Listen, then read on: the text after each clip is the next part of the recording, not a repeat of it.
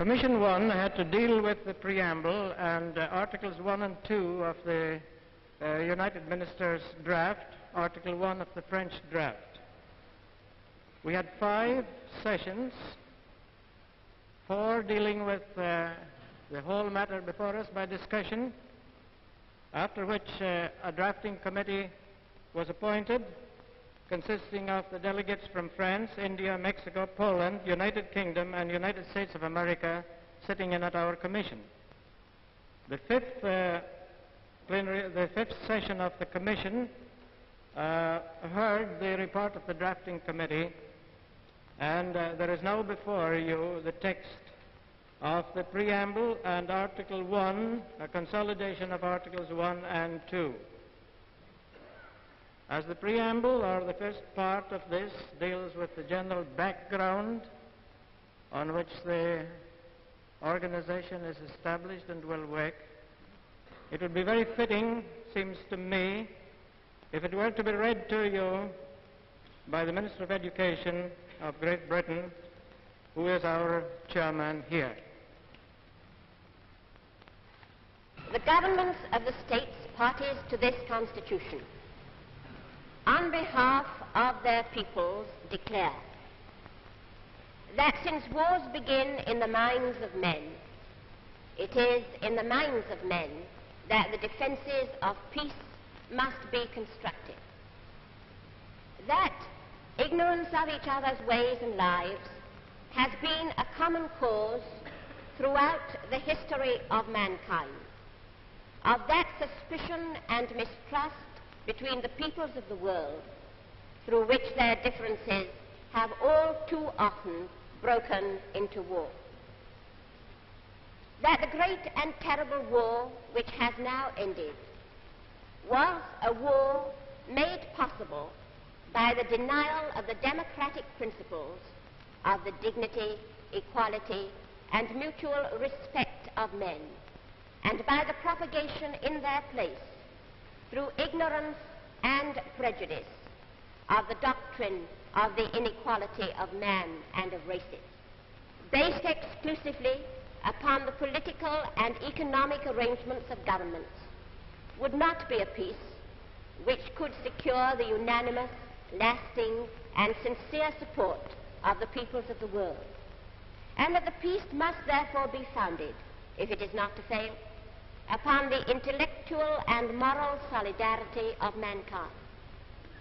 For these reasons, the states parties to this Constitution, believing in full and equal opportunities of education for all, in the unrestricted pursuit of objective truth, and in the free exchange of ideas and knowledge, are agreed and determined to develop and to increase the means of communication between their peoples, and to employ these means for the purposes of mutual understanding and a truer and more perfect knowledge of each other's lives.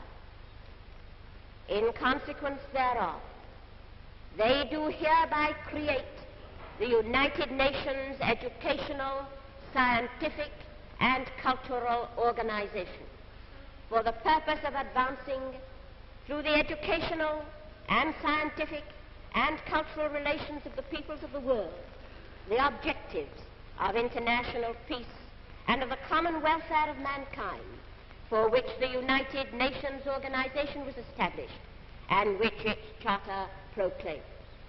I formally move the adoption of this charter of our conference. May it be carried by acclamation.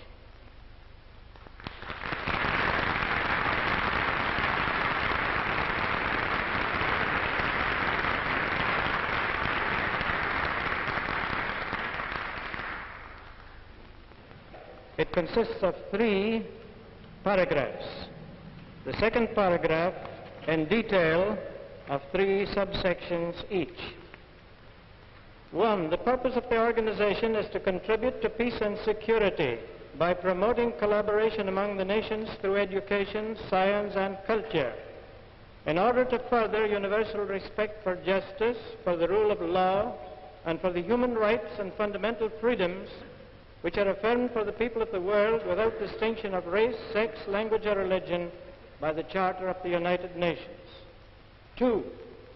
To realize this purpose, the organization will, A, collaborate in the work of advancing the mutual knowledge and understanding of peoples through all means of mass communication, and to that end recommend such international agreements as may be necessary to promote the free flow of ideas by word and image. B, give fresh impulse to popular education and to the spread of culture. 1, by collaborating with members at their request in the development of educational activities. 2, by instituting collaboration among the nations to advance the ideal of equality of educational opportunity without regard to race, sex, or any distinction, economic or social. 3, by suggesting educational methods best suited to prepare the children of the world for the responsibilities of freedom. C, maintain, increase, and diffuse knowledge. 1, by assuring the conservation and protection of the world's inheritance of books, works of art, monuments of history and science, recommending to the nations concerned the necessary international conventions. 2, by encouraging cooperation among the nations in all branches of intellectual activity, including the international exchange of persons active in the fields of education, science, and culture, and the exchange of publications, objects of artistic and scientific interest, and other materials of information.